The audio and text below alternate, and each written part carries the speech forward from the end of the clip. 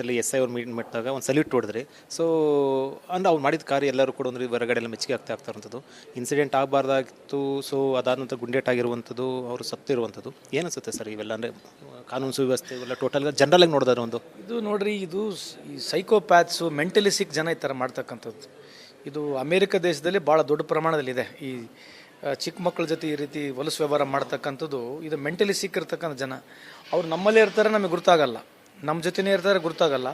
ಅದಕ್ಕೆ ನಾವು ಜಾಸ್ತಿ ಅವೇರ್ನೆಸ್ನ ಕ್ರಿಯೇಟ್ ಮಾಡಬೇಕು. ಆಮೇಲೆ ಲೇಡಿ ಪೊಲೀಸ್ಗೆ ಹೋಗಿ ಮೀಟ್ ಆಗಿರ್ತಕ್ಕಂಥದ್ದು it was more of a personal ಒಂದು respect.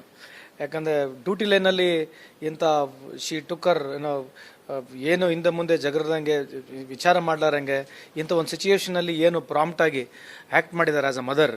she is also definitely, she has got a mother also, and she has looked into the other aspect. So across the line duty ಲೈನಿಗೆ ಈ ಥರ ಮಾಡಿರ್ತಕ್ಕಂಥವ್ರಿಗೆ I just wanted to salute her. Once again ನಿಮ್ಮ ಮುಖಾಂತರ ಅವ್ರಿಗೆ salute ಮಾಡ್ತೀನಿ ನಾನು.